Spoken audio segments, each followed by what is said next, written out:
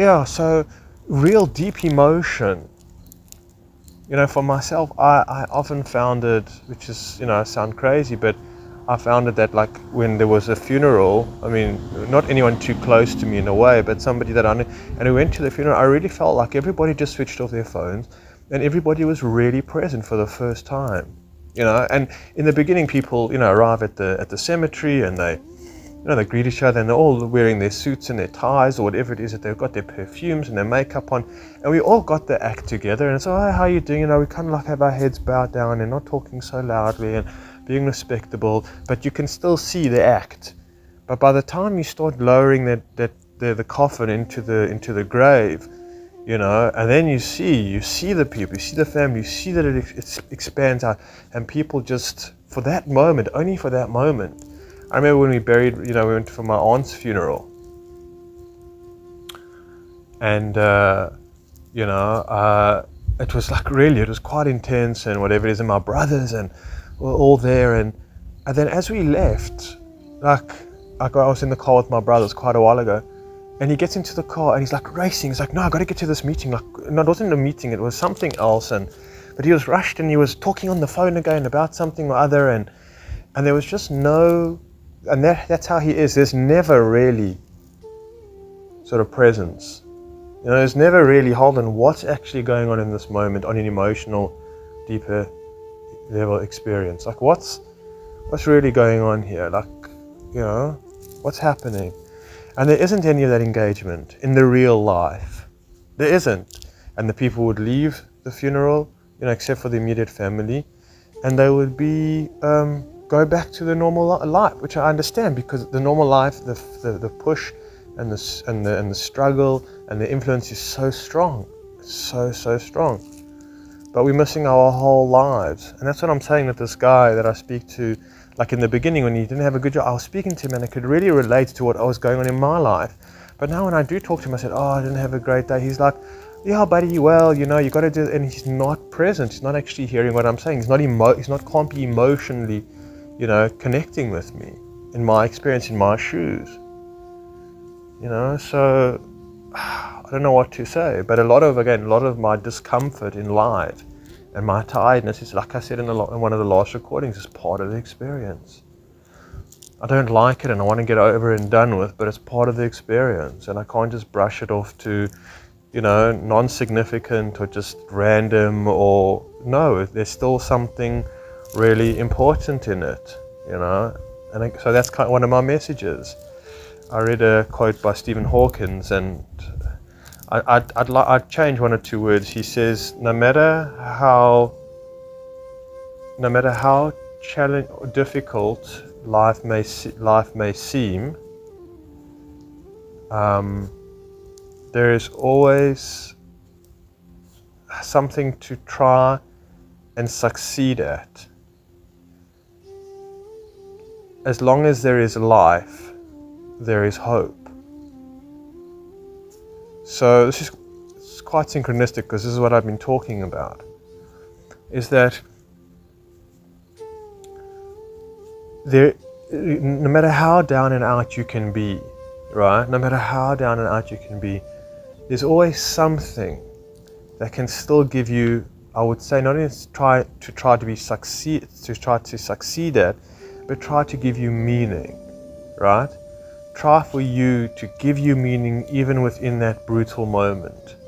That meaning, and what is that meaning? Is that meaning that there's something higher going on, that you're part of a story, that you're part of an adventure. It doesn't have to be like an adventure, woohoo, like, something, whatever, like fun and exciting. No, it's an adventure.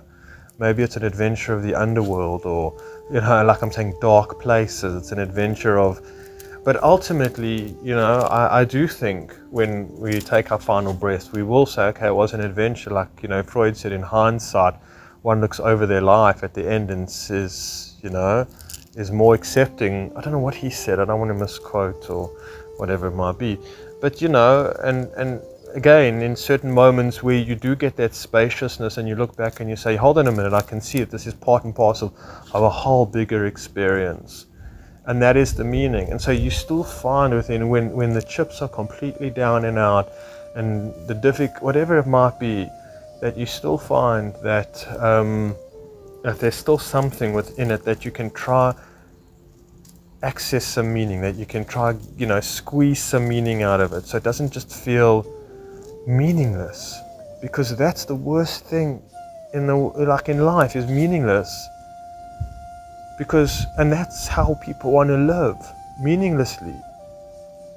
So just listening over again to this recording, and I was just thinking, like, no matter how down and out I may feel and the experience may be, that it matters. And what matters is the emotional experience that we are having.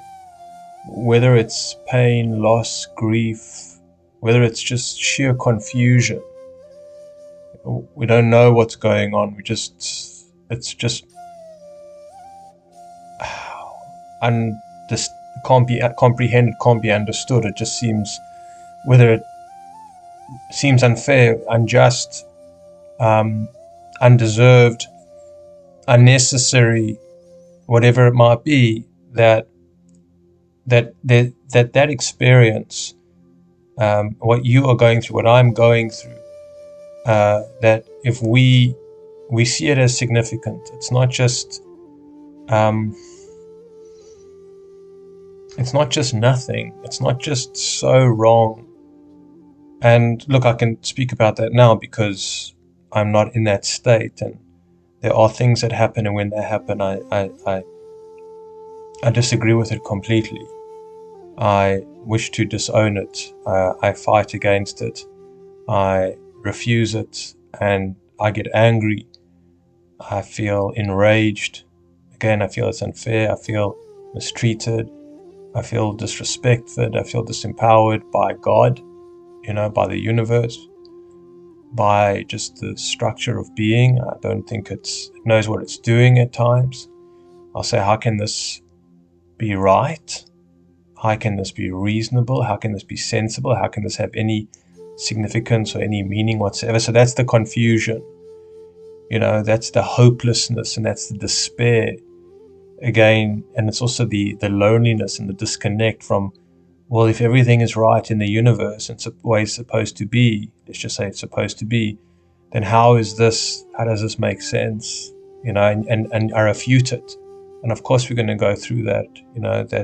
That's of course just the human response to feeling so vulnerable, to feeling so hurt and misplaced, or whatever it might be. But that too is also, I'm not just saying, oh, well, it's an experience and therefore it matters, but it's hard to put into words that, again, where there is life, we are living life. And it reminds me of, I've mentioned this before, of in the movie Pursuit of Happiness with Simon Pegg, and he's on a search. He's a psychologist, and he's on the search for happiness, and he travels around the world to different countries, and he lands up somewhere in I think it's an Eastern country, speaking to a monk, and he says to the monk, you're about 65 years old. He says, your village was burnt down, when you were just a young man. You lost your parents. You got married. Your wife got sick and she died. Just really harsh, terrible life, set of circumstances. And he says, but yet, when I see you today, you're somewhat content. You seem happy. And he says, how is that the case? And the monk says to him, I'm happy because I've been through so much. I've had so much rich experience for even the pain of it. I've had so much experience. And the thing is that what we come down here is to learn is experience. There seems to be something that's very, very vital and important within the experience of existence. It's very, very sacred. It's very crucial. And it's very significant, very important. More than I think we can suppose from a higher perspective or from an infinite point of view, that how important experience is, for better or for worse, whatever that experience might be. It seems, again, the whole aspect of this life, as he says in the movie Grumpy Old Men, he says, all you have is experiences, which is not completely the case, but if there is no life, if there is no experience and nothing is happening, then there's just void. And I think that's why we come into this life, to have such harsh experiences. I can't justify it most of the time, but if we come from a place of source and love and home, that the experience there is not dual, right? It's not painful. There's no suffering, it seems like, from the near-death experience people, what they report. And what I feel intuitively, in a way, I don't feel that there is. I feel like it is kind of in the dream state, in a way, where it does feel just, and not just in the dream state, but when it's, because that's much to be said, but uh, at night, in a way, even though there's just so much going on, but maybe just do that for now. But yeah, there is something there. I think we have moments with it when we look into the eyes of our lover or our loved ones or our children or whoever it might be, or just into our animals and our pets, and we just feel that warmth. We feel that love, we feel that calm, we feel that centeredness. There's something going on there, and I think that's kind of a glimpse, of the afterlife, and where we really come from, which is the main shtick. As he says in the movie Ghost, Patrick Swayze says to Demi Moore, um, it's amazing, Molly, the love you have, you take it with you. So it seems like only love, again, there's only space for love in the next life. And I've said this before, that when we pass on from this life, I don't think we are going to be feeling vengeance against the people that did bad to us or whatever it might be. Just like, it's just a different set of circumstances. And anyway, so in order to come to this life, we have harsh experiences, and that's why it's so important to see, kind of get a glimpse in the bigger picture, that this is your experience. Like he says in the movie Fight Club that I put in my last video, he says, this is your burning flesh. This is your wound and this is your pain. And that's what I'm saying in this talk, more so, well, could have maybe elaborated a bit more, is that one of the reasons and feelings that people aren't really alive in this life is for the pain of being alive, of the real intense emotion of being, of life itself, of vulnerability, of fear, of trepidation, of uncertainty, of the unknown. To embody that in our lives, or to live with that notion, it's very frightening. It's very scary. One of the things with the psychedelic is it shows us that you are alive. You don't realize it most of the time because you're so unplugged. You're so plugged in, you're so tuned in to the ego and just the whole rinse repeat. You're in the culture, but you're afraid. You're afraid of your own depth, of love, of pain, of hate, of anguish, of destruction. You don't want to acknowledge your negative self-image, the shame that you carry. And so all of these things that we disown, we disown life as well. We disown our very existence.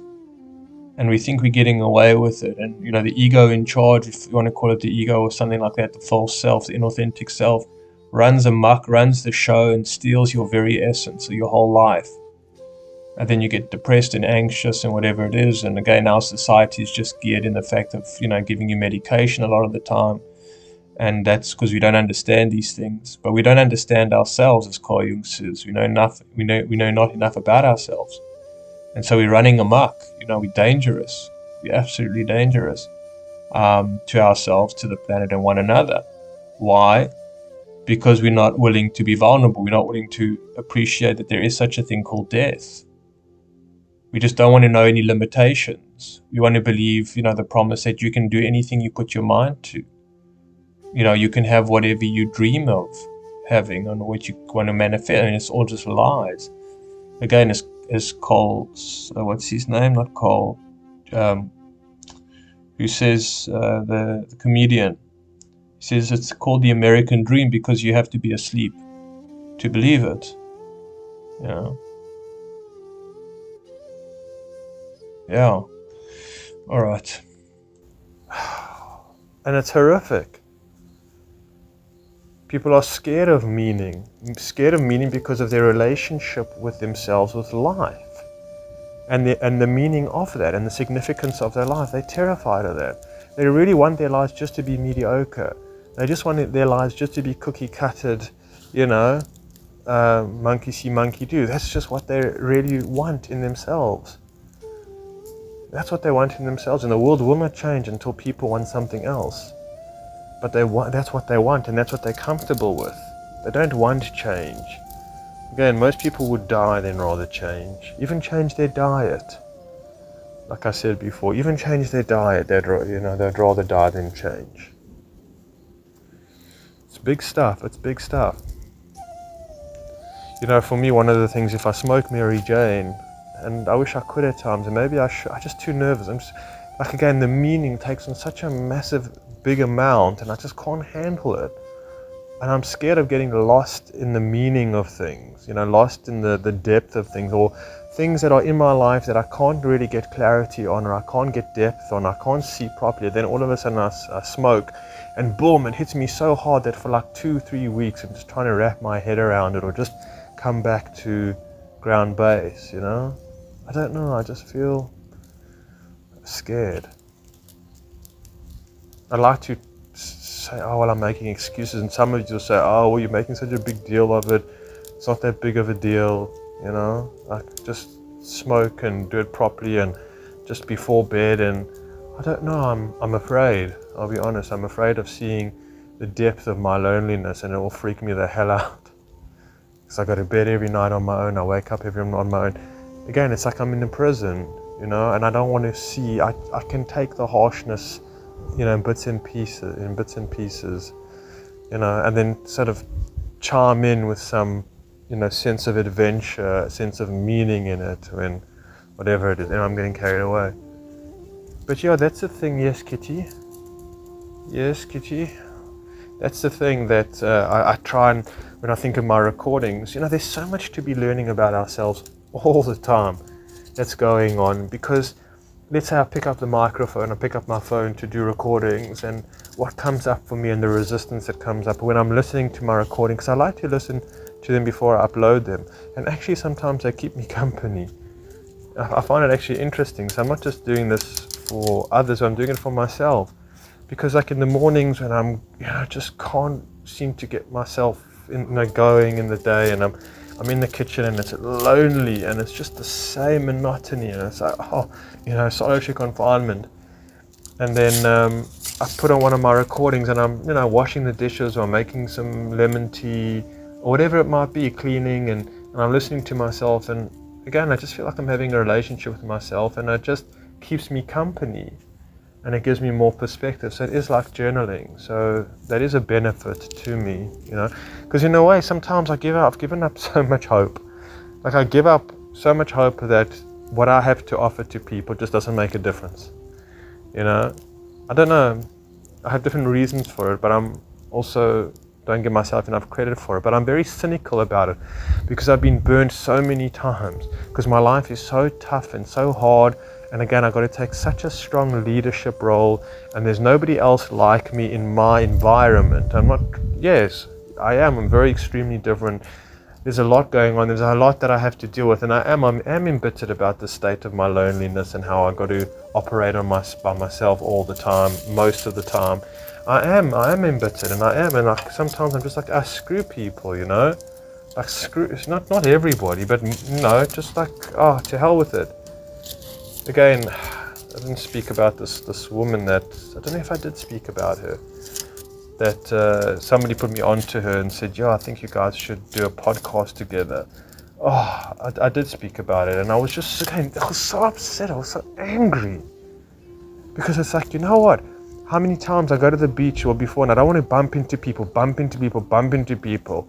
because again, we kind of had, we took each other's number down, and I tried to be, and it's like, damn it, and now they're just hanging around, and it's like they're so happy to see me, and they don't read the room, they don't see, like, I haven't replied to you, I haven't opened your messages, and then I bump into you, then you'll message me again, and I won't open your message, but you're like, hi Aaron, like, whatever, and I'm like, no, get a clue, you dumb people. I mean, just come on. Drives me mad. It's so exhausting, and it's exhausting because I've done it to myself. So really, there's a car guard. I mean, he's this, black dude, and he's so disheveled, and I once just felt, I spoke to him about lifting up his spirits and approaching his job in a different way. I mean, he whatever, and I gave him some, Mary Jane, and I wasn't living in the area. Just such a terrible thing, but it's a prime example. I moved to this area, and the hairdresser's there where I go to the barber. There's like a quick shop there, and there's like a Chinese takeaway. There's 2 Chinese takeaways, and there's quite a few times that I want to go to that little shopping center. But he works there. He stands outside, as a car guard. It's a voluntary job. Guy just walks around. I mean, he's found himself a spot. And I made friends with him, and if you want to call it that. And I said to him, because the one day I was sitting in the car and I see him walk up to this like fancy, like I think it was a BMW, whatever it is. And he looks at he's probably in his mid-20s or late 20s, and he looks so dirty. And I saw when I arrived there, he was half asleep, and then he sees people leaving, and he walks up to them. He's like, sort of, and he's looking at the window, and this person's looking straight ahead, and it's like, I could see he feels like such a victim, and he feels so sorry for himself. And I said to him, dude, come here. I said, let me talk to you. Let me tell you what's what, And I spoke, and he appreciated it. He said, thanks, like really. And I felt good about myself. And I said, yes. I said, you've got to take a different approach, not like you're a victim. Don't get in people's faces. Let them come to you in a way for them to see that your energy, that you're making an effort.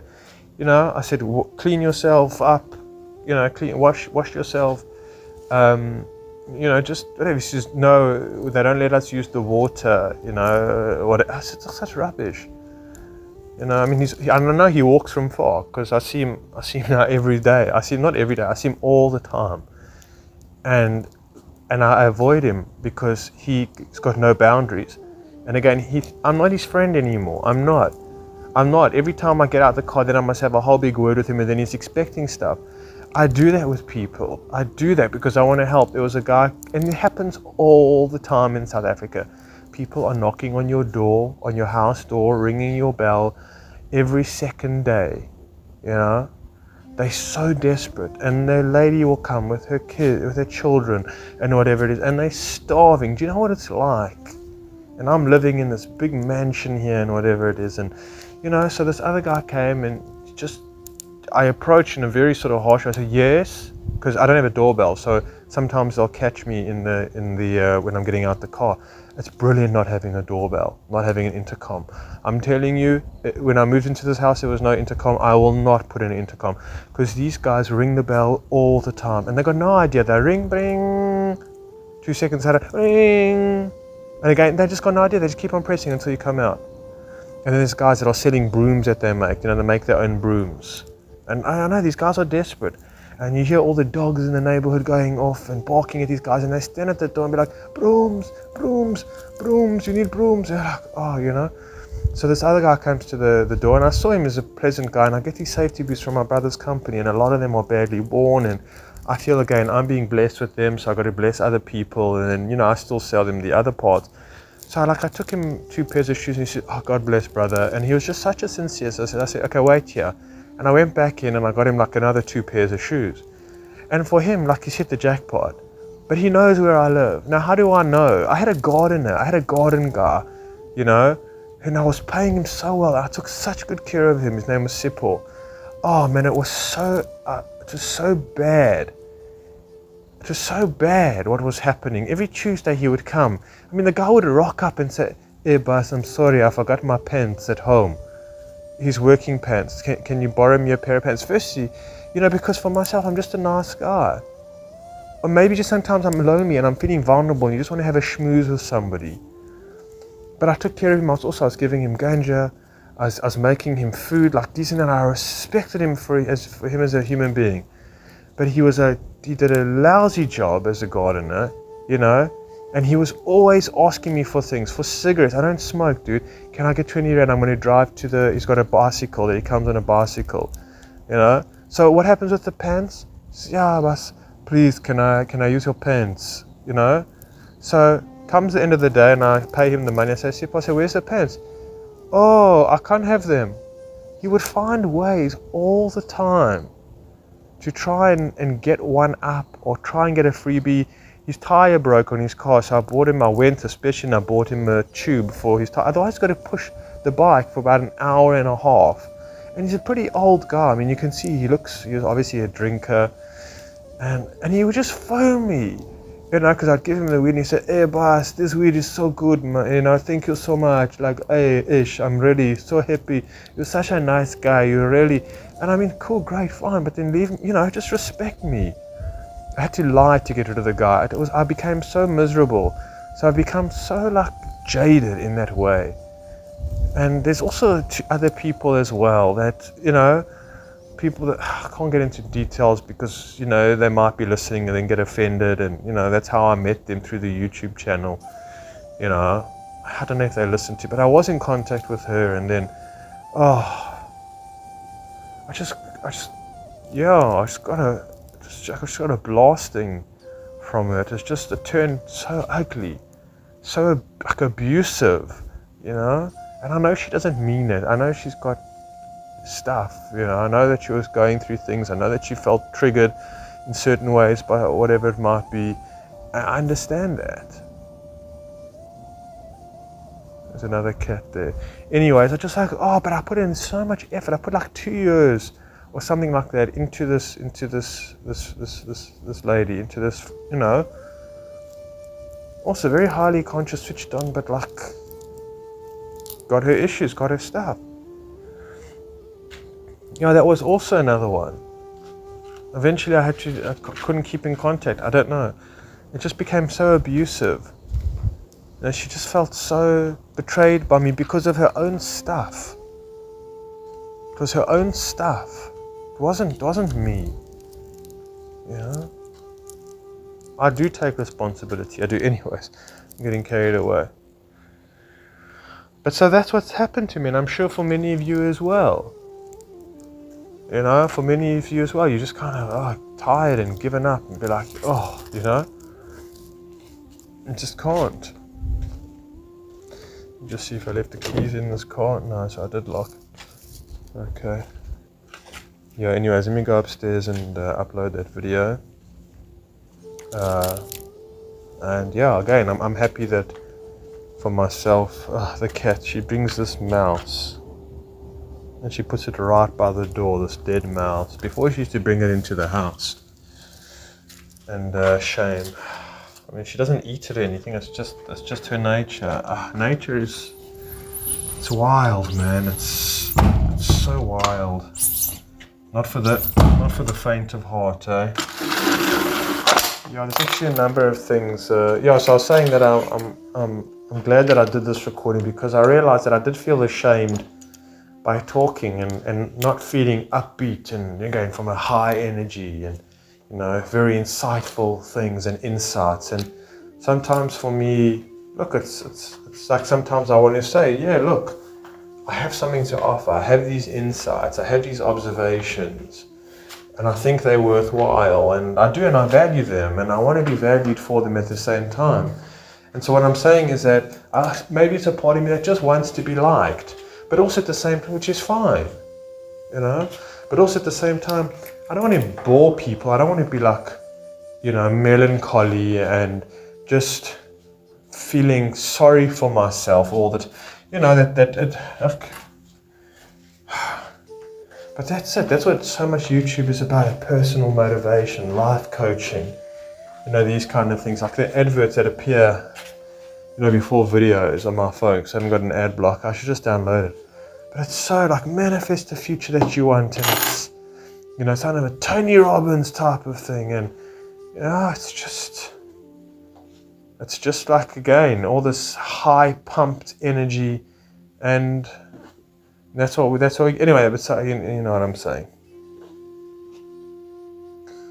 So yeah, it's a very big thing for me. I struggle with it daily to feel significant, to feel that I have something to offer. You know, it's very, very important to me.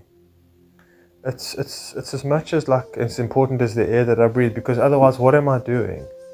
If I haven't got something to offer people, whatever that might be, which is not money or financial support, I'm saying something material. If I don't have something to give people, then what the hell is my life been about? I haven't cultivated anything in myself that can make a difference in other people's lives. I mean, what do I have to pass on to the next generation? What do I have to say for myself in the life that I've lived? That's a bloody scary thought. When I think of the people in my life, whether it be, let's say, one of my father or my uncle or whoever it might be, and it's like, honestly, what is it that you can say or teach that can sincerely impact somebody's life for the better? Like, what can you offer them? And when I think about that question, and I think to myself, I don't want to speak badly of my father, I don't want to speak ill, let's just say my uncle or whatever it is. Or the truth is that I could say majority of men that I know over the age of 60 or 70. I don't know if that can say really something that can be impacting, assisting and transformational. Could they even be there?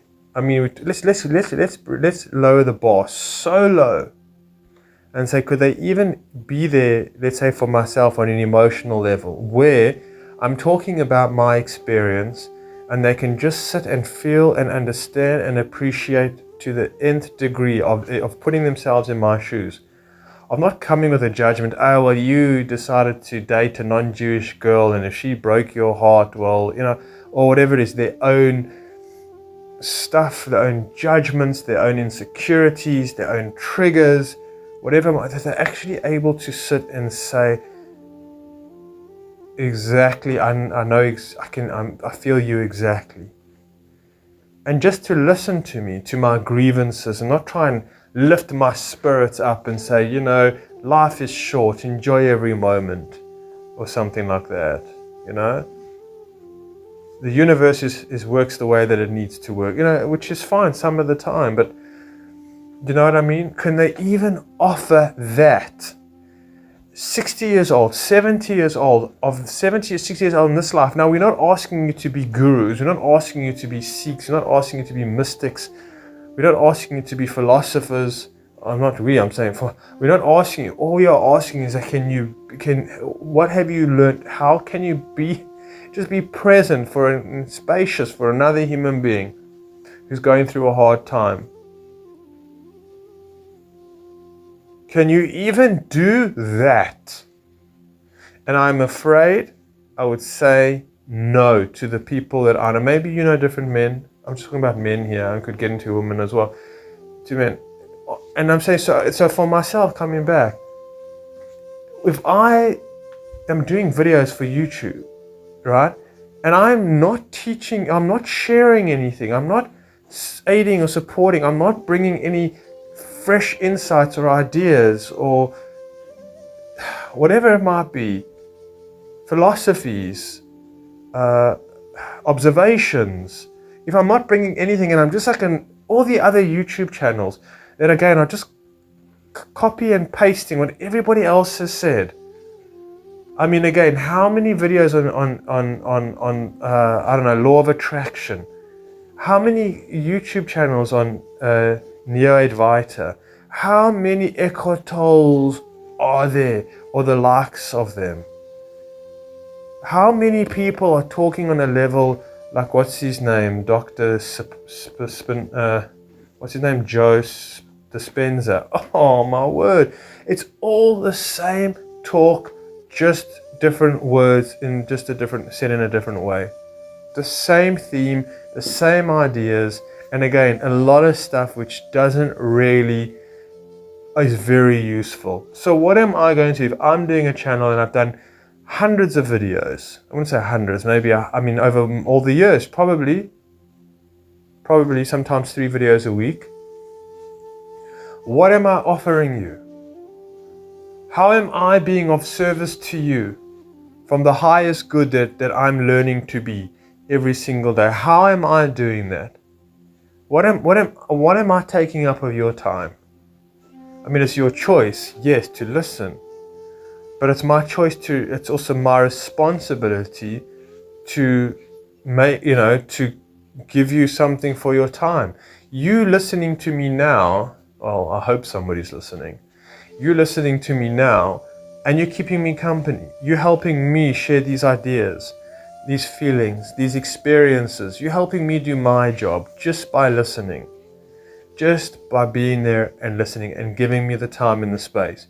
And I can tell you now that for myself, in the way that I feel, even now, I still wonder if anybody's listening. Because my whole life, everybody else has been so bloody busy in a way, except one or two people, mostly my mother, but majority of people have been so busy most of the time and so unavailable emotionally. And I haven't been able to connect with majority, with 98% of the people that I haven't been able to connect with, right? That I haven't been able to connect with. And that's my experience. And the people that when I do talk, they don't understand me. They can't reach the depth for me. And if I do talk for them, a lot of the time again, like people coming into my life, it's just that they can feel good by being in my life. Like this friend Robert of mine that I had.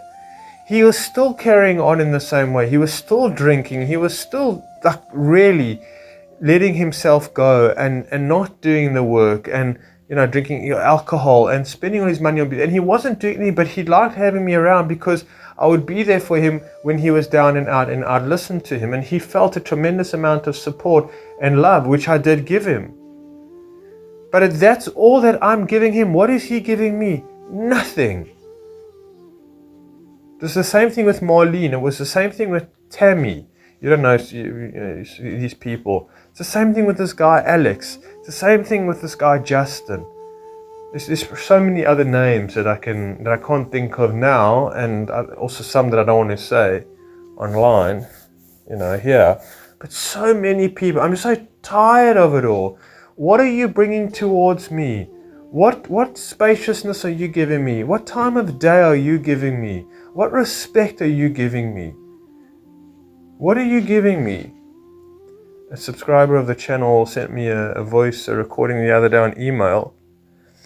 And they were just saying, you sent me something like 7 or 8 years ago, and I was in a very dark space in my life, and, it really impacted me, and it's like, haven't forgotten about you. That's what I'm talking about, And not like, oh, make me feel better, Aaron, make me feel better. At least that I know that you're there. So, again, the story of somebody saying, look, my car's broken down. If you can help me push it, I can kickstart it. And you say, okay, great. And you start pushing, and they just never kickstart their car. And they're thinking, well, I don't have to use my gas. I don't have to use up any petrol. I'm doing fine here. Come on, Aaron, keep on pushing. They're having a great time. But I'm having to bear the brunt of it all because they're not growing. And Lom was another one. A tire therapist. Oh, my word. And that's what they're doing. It's like, kickstart the car. Do it. No, I don't know how to do it. Just carry on doing it. And I'm like tired. I'm saying no. And that's what I'm saying. That, that I feel with people. Oh, shit. It's on some device. Long recording. Okay. So again, I'm just... I realized while listening to this recording that, which I did quite a few days ago, that I just stopped it.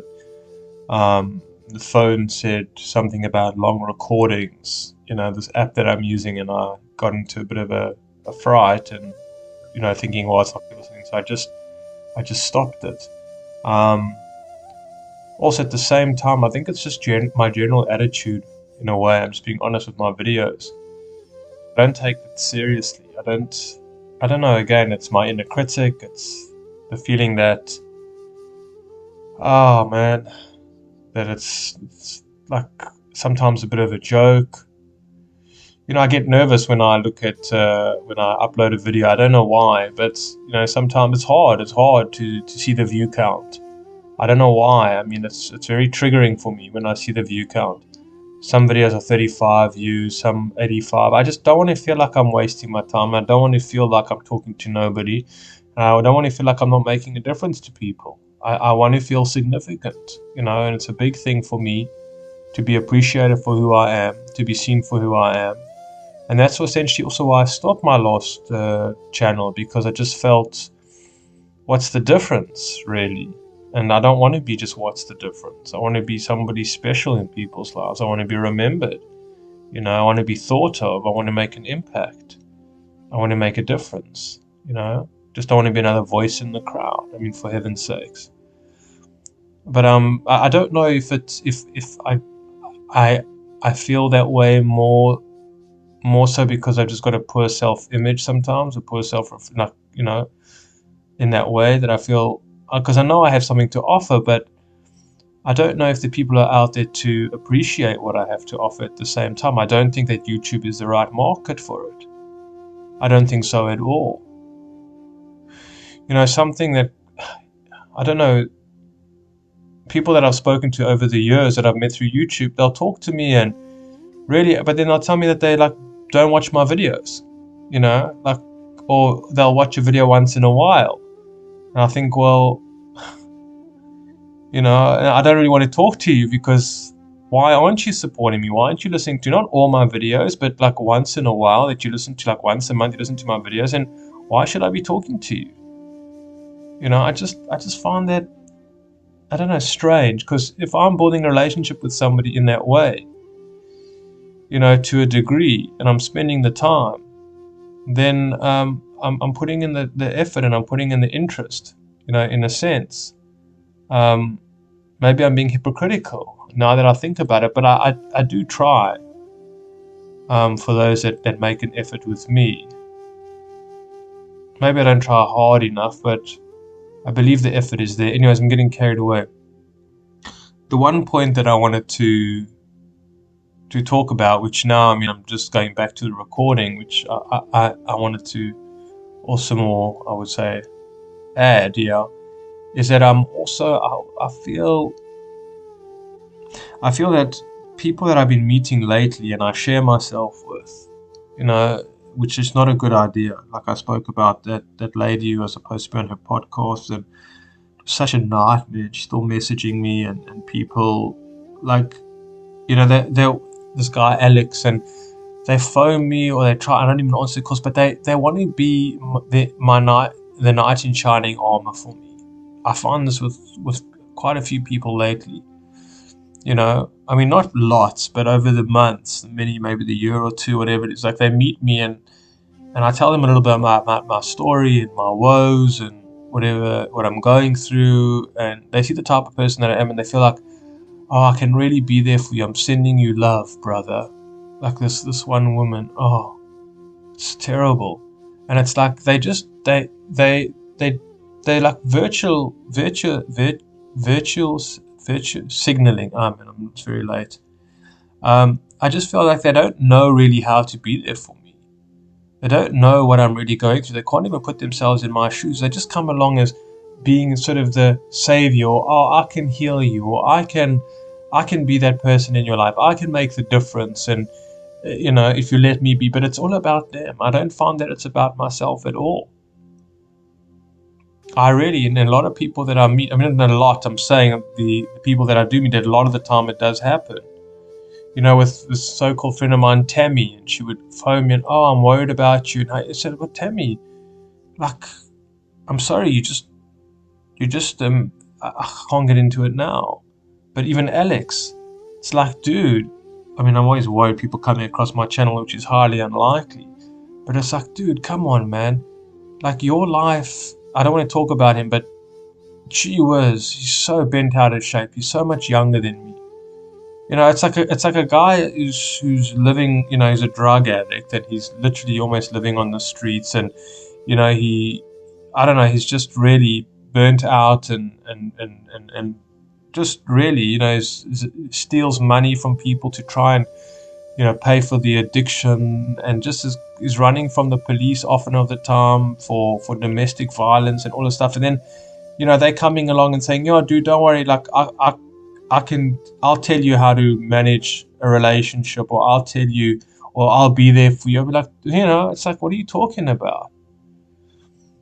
And that's what I find with people. It's like, man, just no ways. And again, I don't feel it's sincere from people. I just feel that it's like it just going to make themselves feel good, or give them something to do, give them a kind of meaning in their life. And I mean, I understand that if it was sincere, but I mean, for the people that really, like, there's one individual, this one lady, and I mean, I told her, I said, look, I'm going through so much now. I was very vulnerable in the first conversation that we had, which was very bad. And then the next day she says to me, I'm coming. She lives an hour and a half away. I'm coming to pick you up. We're going to go for a walk on the beach. I thought, gee whiz. I mean, I don't even know what you look like. This is the first conversation that we're having. And then she insisted. And I was like, no, I'm sorry. And then, the next morning, even she said, are you sure? Like, I'll come through. I don't mind. I drive a lot. I'm, more than happy to. And, you need the support. And you're like, hey, wait a minute. No. And then I didn't reply to her. Then, like, every few days, she's still messaging me. And I never replied for like 2 weeks. And then eventually I did message her back. And I said, look, there's a hell of a lot going on. I mean, in between, I did say, listen, there's a lot going on. I'll contact you and things. And it doesn't even wait for me to contact her. Not that I'm going to. But it's, again, I'm sending you good vibes, and I'll do my magic from this side. Again, I can heal you and just not just send you good vibes, but people believe crazy stuff, man.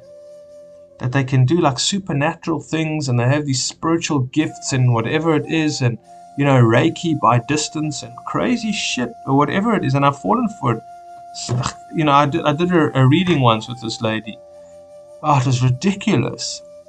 You send her a picture of yourself, and then she intuitively reads it, and then tries to fix things in your aura. I don't know if it's your aura, but I thought, why not? And I really kind of felt that there was something to it. And then the lady herself was just, when I had further conversations, I thought to myself, oh my word, you're such a child. She says, I was speaking to, it's just ridiculous. I can't get into the stories because they're so pathetic. They're so juvenile. They're so immature. Anyway, so that's kind of what I'm saying. So it's just this general letdown and it's, it's like, how many times in the past I would walk into a psychologist's room and it just